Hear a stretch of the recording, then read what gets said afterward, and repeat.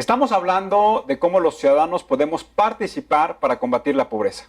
Y hoy hemos invitado a una organización de la sociedad civil que junto con más de 60 organizaciones han construido un frente para poder combatir la pobreza que le llaman Acciones Ciudadanas Frente a la Pobreza.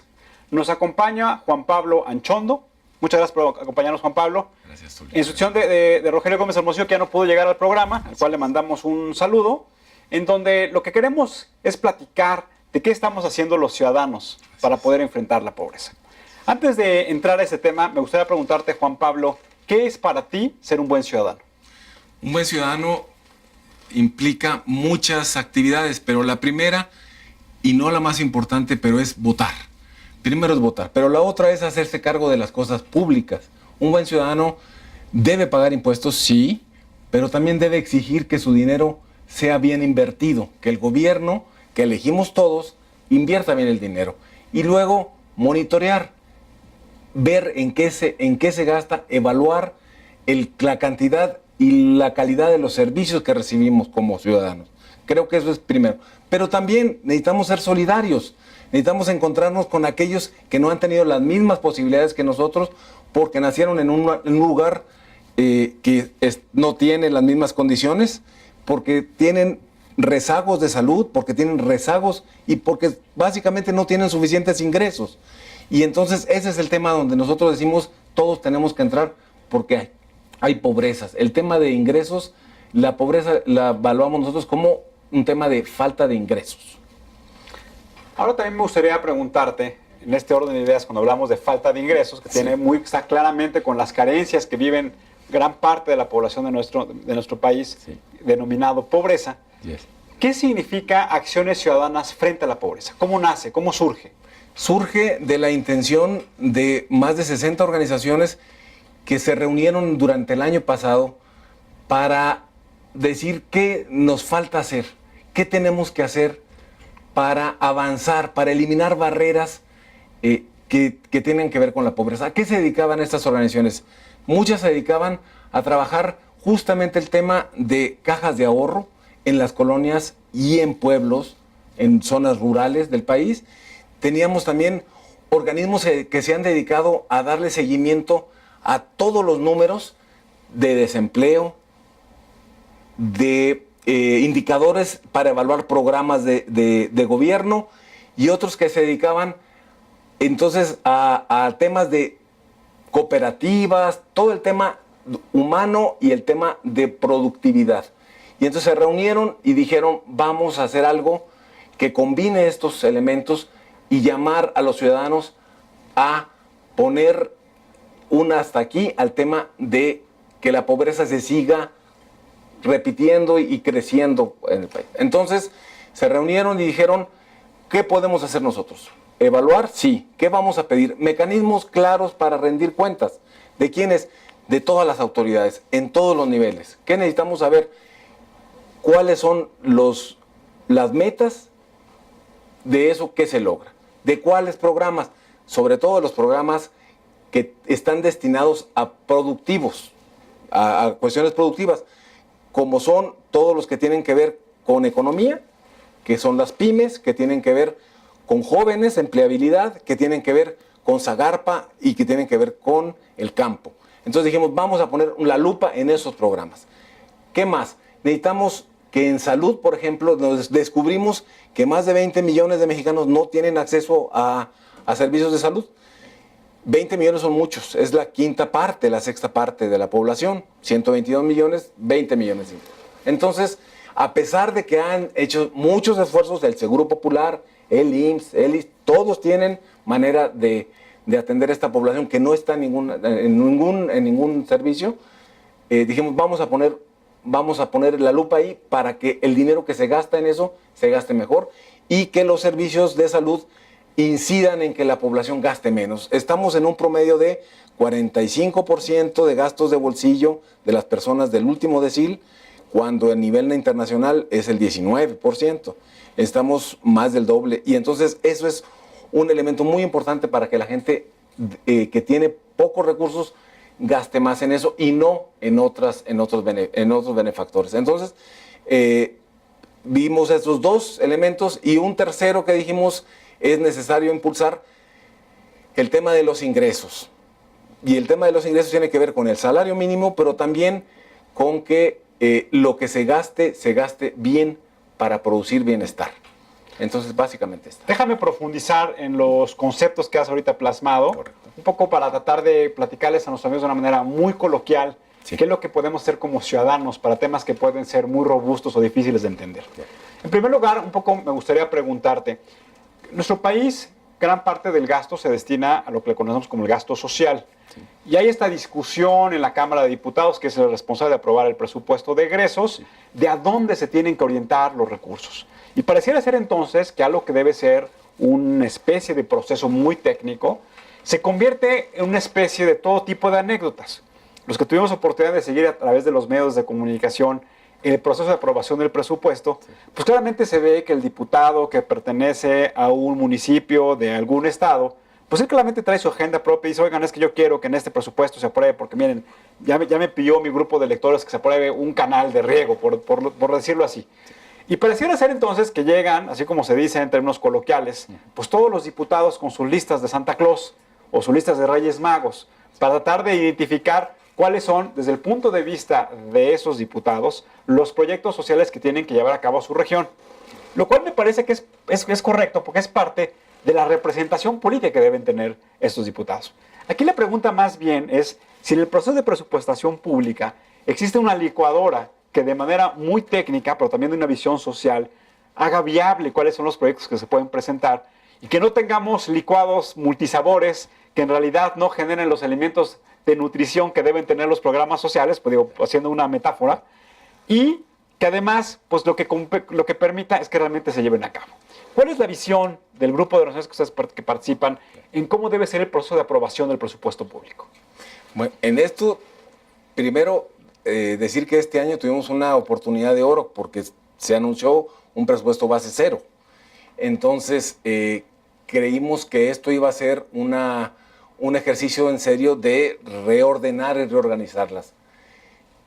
Las finanzas se hizo el ejercicio en este nuevo ejercicio de este año y se intentó por varias vías llegar a un mejor presupuesto con las restricciones que todos estamos conscientes, que no había tanto dinero del petróleo, que había que bajar, etcétera, ¿no? Entonces, bien lo dices, esta organización es una organización plural de la sociedad civil y entiende perfectamente las reglas que rigen la Constitución, es decir, los partidos, los diputados, la democracia, obedece también a intercambios y a razones y argumentos, eso es evidente.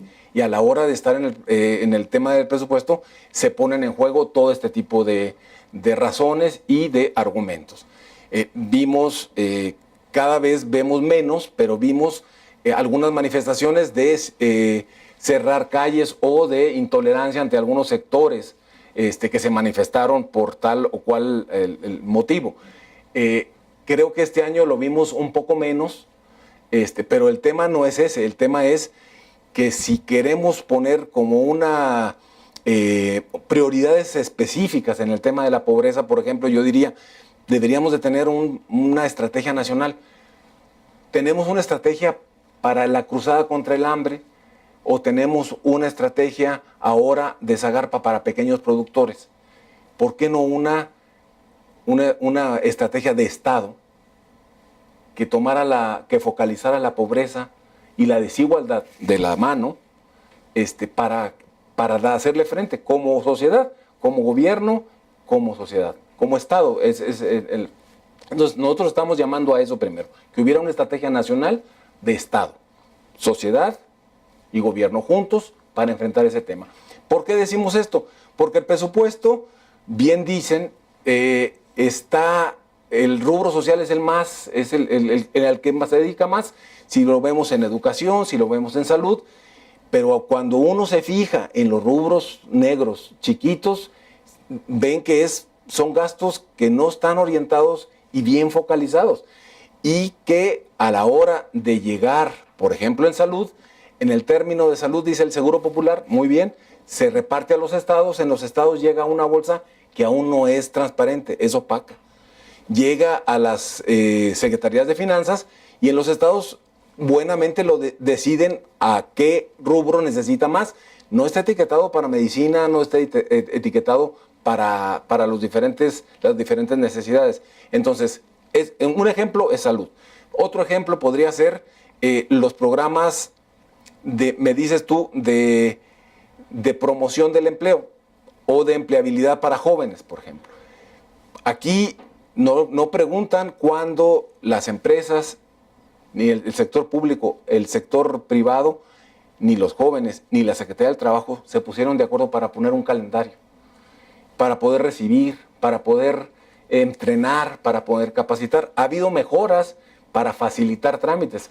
Eso no implica que cuando llega el recurso para capacitar y las universidades tienen los jóvenes que van saliendo, cómo sincronizar. Pero y luego los más pobres, ¿cómo?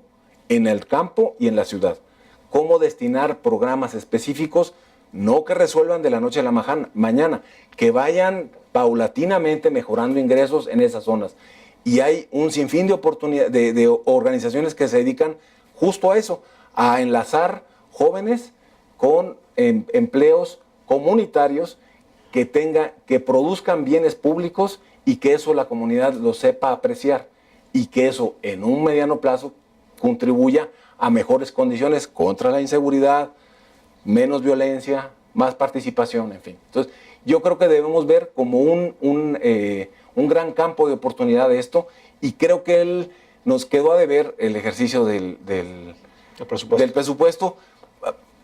Por una otra parte, creemos que nosotros que las zonas de opacidad, si bien cada vez se van reduciendo más, yo te diría, se debería tomar en cuenta más lo que el Coneval ha dicho sobre los programas. Hubo varios programas que todavía tuvieron dinero, que están desde hace varios años etiquetados como programas que no contribuyen a cumplir con los propósitos que tiene el programa en cuanto a mejorar condiciones de vida de población pobre.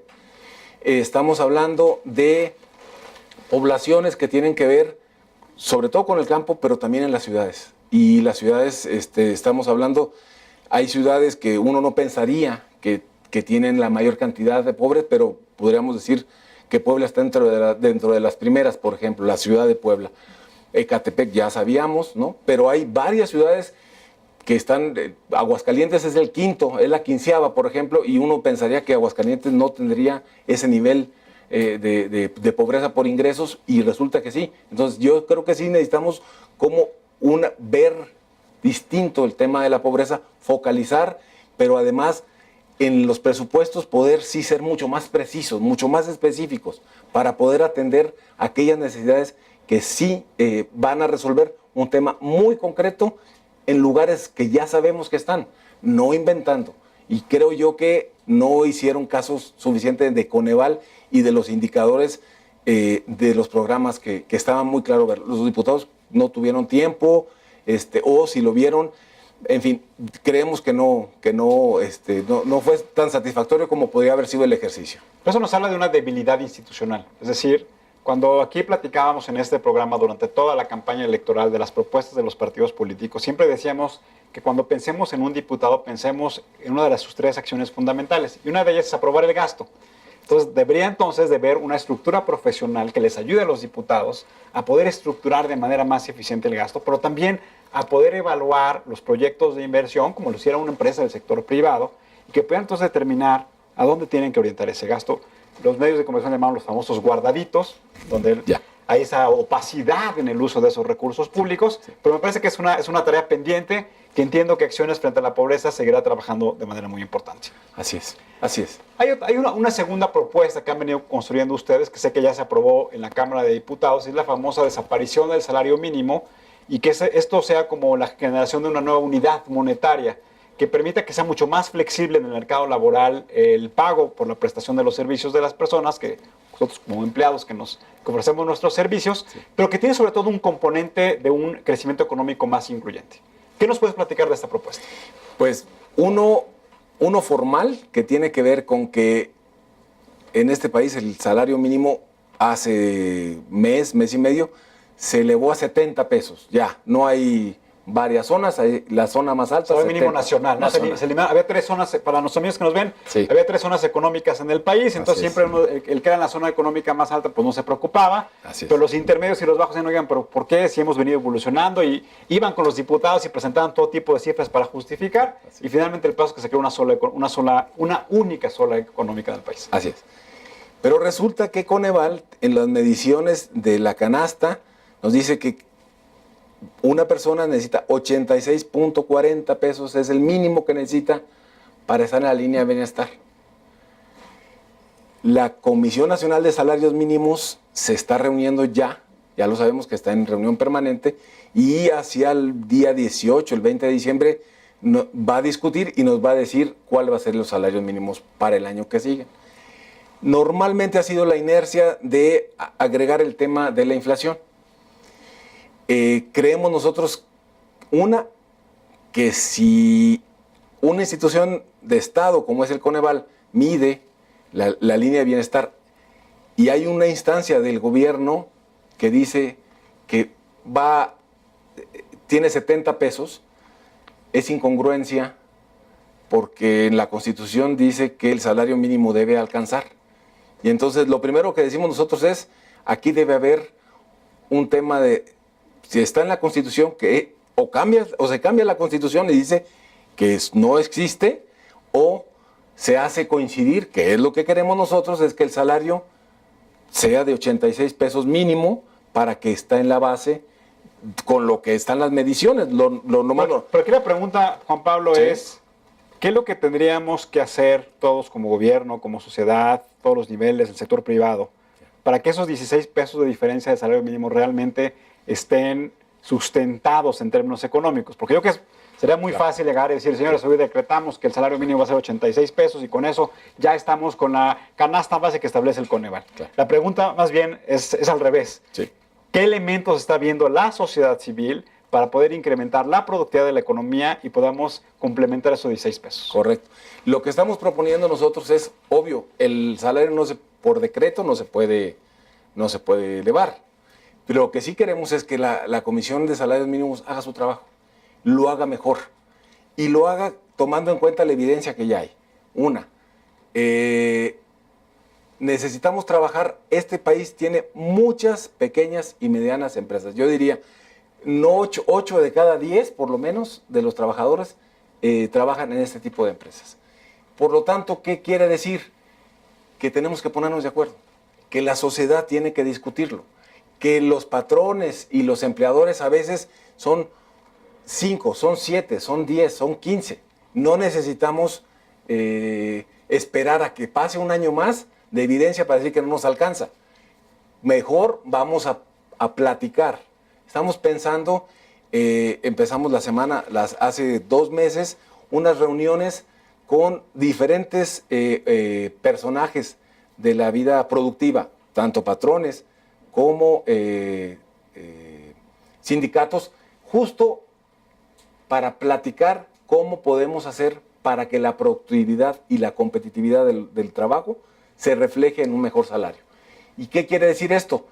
Quiere decir que las soluciones no están solo en el gobierno, ni solo en la Comisión Nacional de Salarios Mínimos. Lo que nosotros estamos es llamando a que pensemos seriamente cómo hacer para que podamos ingresar más y que podamos ganar más. Sabemos que hay muchas empresas que el salario mínimo es solo una referencia y que los salarios están pagados mucho mejor que un salario mínimo. Eso también es público y notorio. Ese no es el problema. El problema es aquellos que están al margen, aquellos que están fuera, aquellos que sí requieren de una cifra para que el abuso no sea mayor. Y lo que estamos diciendo es incluir a esos en la discusión. ¿Cómo podemos darle valor?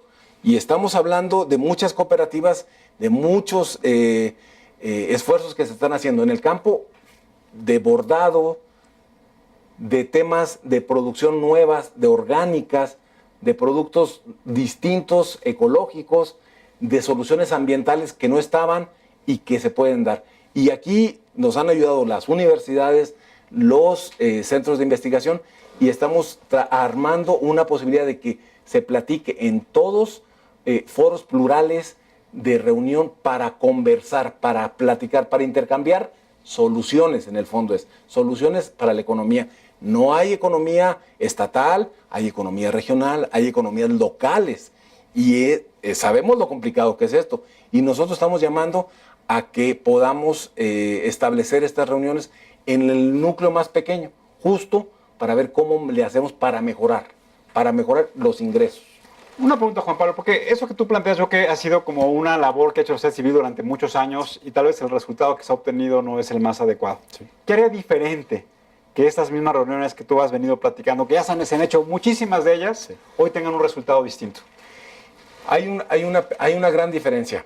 Que justo en años pasados se han ido implementando muchas respuestas, muchas soluciones que han dejado un gran aprendizaje y que nos han ido acercando a lo que no queremos.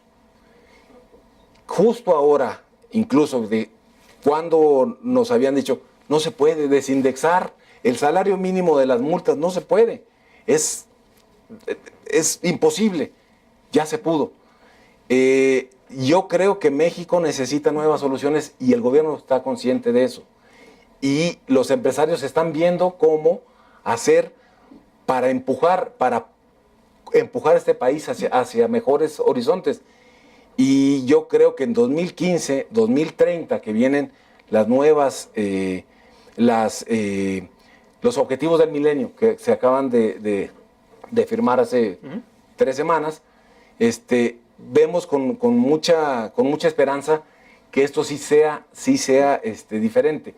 Vemos mucha esperanza en las regiones porque participaron ahora con el tema de salud. Vemos una ciudadanía mucho más participativa y muchos jóvenes que quieren que el mundo que a ellos les toque dirigir sí sea diferente. México, yo creo que requiere eso, necesita esas nuevas soluciones y yo veo con mucha esperanza que sí nos vamos acercando a eso. Un poco platicabas al inicio de la conversación que están ustedes tratando de identificar y priorizar las acciones que van a llevar a cabo. Una de estas es en materia de salud. Y entiendo que van a estar emitiendo reportes periódicos para evaluar la inversión del gasto público en materia de salud. ¿Qué nos puedes platicar respecto a estos reportes, a esta información que han venido generando? Sí, hace prácticamente un mes dimos el primer reporte nacional de un ejercicio que le llamamos Cero Listas de Espera, que tuvo su actuación en 16 entidades. Se llevaron a cabo entrevistas en muchos centros de salud con un muy sencillo cuestionario. Y ese cuestionario se capturó y ya tenemos los resultados nacionales que fueron comparados y fueron ayudados con expertos del tema de la ENSANUD, del INDICAS, es decir, de datos duros oficiales, para poder comparar, decir los datos. Uno de los datos, por ejemplo, es informes que dan los centros de salud, reportes.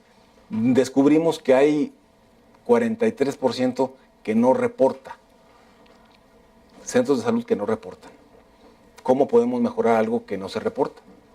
Entonces, primero, tener la información completa. Bueno, nos dimos cuenta del tema del surtimiento de medicamentos. Hay inconsistencias entre lo que marca el sistema oficial y lo que nosotros vimos en campo. Entonces, ¿qué vamos a hacer con esto? Entre otros, cirugías y listas de espera para tratamientos, en fin. ¿Qué vamos a hacer? Esto lo vamos a hacer primero del conocimiento de las autoridades, porque a ellas les avisamos que íbamos a ir a preguntar a los centros de salud. Quiero decir que fuimos a más de 160 centros de salud en todo el país, en 16 entidades. No tuvimos ningún problema. Los ciudadanos querían participar y dar su opinión. Y entonces, ¿esto qué vamos a hacer? Vamos a hacer reportes estatales para que los mismos grupos que fueron a hacer las preguntas platiquen con las autoridades estatales. Estamos conscientes que muchas de las soluciones son de gestión de tema, porque decimos dinero hay suficiente para mejorar la atención de primer nivel. Entonces, estamos en eso. vamos todo enero vamos a procurar que en los estados haya reportes estatales justo para tratar de arreglar en los niveles lo que haya que arreglar para tener mejor servicio, mejor acceso, le decimos nosotros, acceso efectivo a la salud. Otro de los temas que ustedes han venido planteando es generar instrumentos ciudadanos para vigilar el uso de los recursos públicos. Que eso nos parece importante, porque no solamente es diseñar bien el programa, sino también monitorear la instrumentación y poder evaluar el resultado final. ¿Qué están pensando en esa vigilancia de los recursos públicos? Ahí tenemos, como decía, una parte de las organizaciones se dedican a dar el seguimiento de los indicadores, de los programas y en específico los recursos públicos. Nosotros ahí lo que estamos haciendo es creando observatorios. Entonces, el observatorio solamente ve el rubro del presupuesto, pero también ve las medidas que se toman y estamos, y a eso invitamos a todos los ciudadanos, a que acudan a la página de www.frentealapobreza.mx.